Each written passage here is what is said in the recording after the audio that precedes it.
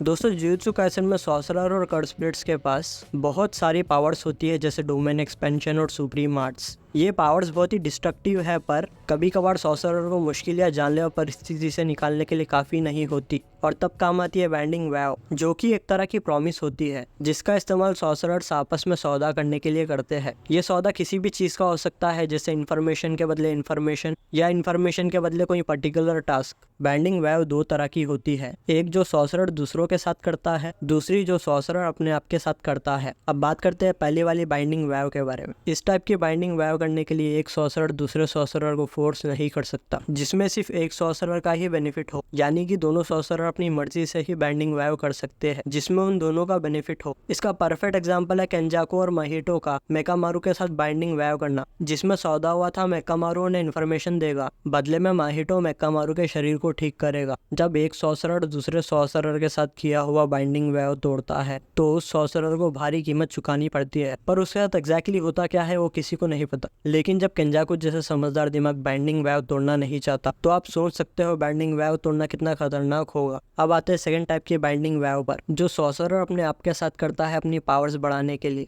जिसके लिए उसे कुछ सैक्रिफाइस करना होगा। इसका बेस्ट एग्जांपल है नानामी का ओवर टाइम, जिसमें वो अपने डेली वर्किंग आवर्स जो कि है 9 to 6, उसके बीच वो अपनी टोटल कर्स एनर्जी का सिर्फ 80 या 90% ही यूज कर सकता है, और 6 बजते ही उसका ओवर टाइम शुरू हो जाता है, जिसमें वो अपनी 100% कर्स एनर्जी यूज कर सकता है। प्लस जो वर्किंग आवर्स में कर्स एनर्जी रिस्ट्रिक्टेड थी उसे भी यूज कर सकता है। इससे नानामी को लड़ाई के बीच ढेर सारी कर्स एनर्जी मिलती है। इस बाइंडिंग वेव में नानामी का रोज कुछ समय के लिए अपनी कर्स एनर्जी को रिस्ट्रिक्ट करना उसका सैक्रिफाइस है, और ओवर टाइम में ज्यादा कर्स एनर्जी मिलना बेनिफिट। जब सॉर्सरर खुद के साथ किया हुआ बाइंडिंग वेव तोड़ता है तो बाइंडिंग वेव के कारण उसे जो एक्स्ट्रा पावर्स मिली थी वो उससे छिन जाती है। पर कौन फैसला करता है कि सॉर्सरर का जो सैक्रिफाइस है वो उसे मिलने वाले बेनिफिट के लिए काफी है? क्या कोई डिवाइन पावर है जो इस सैक्रिफाइस और बेनिफिट के एक्सचेंज पर नजर रखती है? तो जवाब है नहीं। सॉर्सरर की अंतरात्मा ही डिसाइड करती है कि किस चीज का सैक्रिफाइस उसे मिलने वाले बेनिफिट के लिए काफी है। इस बाइंडिंग वेव का इस्तेमाल सॉर्सरर्स जानलेवा परिस्थिति से बचने के लिए भी करते हैं, जैसा हक्कारी और काशिमो की लड़ाई में काशिमो के एक्सप्लोजन अटैक से बचने के लिए हक्कारी बाइंडिंग वेव के इस्तेमाल से एक्सप्लोजन का पूरा डैमेज अपने हाथ पर शिफ्ट कर देता है, जिससे वो अपना एक हाथ खो बैठता है। और सॉर्सरर्स इस बाइंडिंग वेव का इस्तेमाल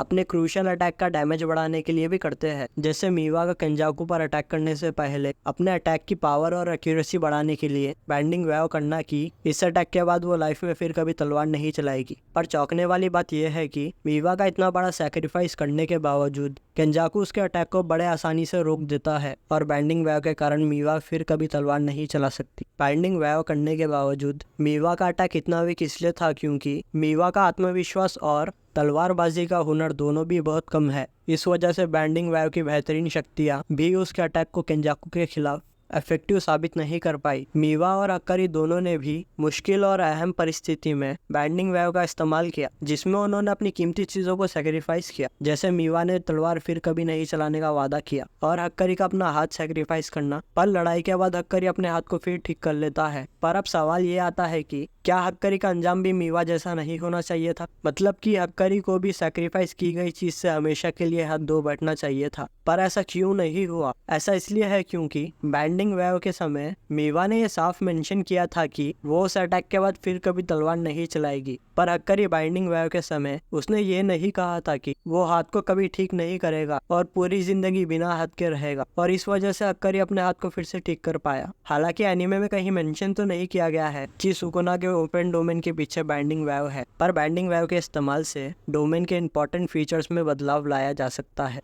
और जैसा आप सब लोग जानते हैं कि क्लोज्ड डोमेन अपोनेंट को आसानी से बाहर जाने नहीं देता, पर इसका डिसएडवांटेज ये है कि डोमेन के बाहर से दूसरा आदमी डोमेन को आसानी से तोड़ सकता है, और एक बार डोमेन टूट गया तो डोमेन एक्टिवेट करने वाला सॉर्सरर उसी समय डोमेन फिर एक्टिवेट नहीं कर सकता, क्योंकि फिर डोमेन एक्टिवेट करने के लिए काफी कर्स एनर्जी लगेगी, और इसलिए सुकुना अपने डोमेन में बैरियर नहीं रखता, और इस वजह से अपोनेंट के डोमेन के बाहर भाग जाने के चांसेस बढ़ जाते हैं। और ये एक तरह से सुकुना का सैक्रिफाइस है उसके बाइंडिंग वेव में। तो ये था दोस्तों जुजुत्सु काइसेन का बाइंडिंग वेव। आशा करता हूँ आपको आज का वीडियो पसंद आया।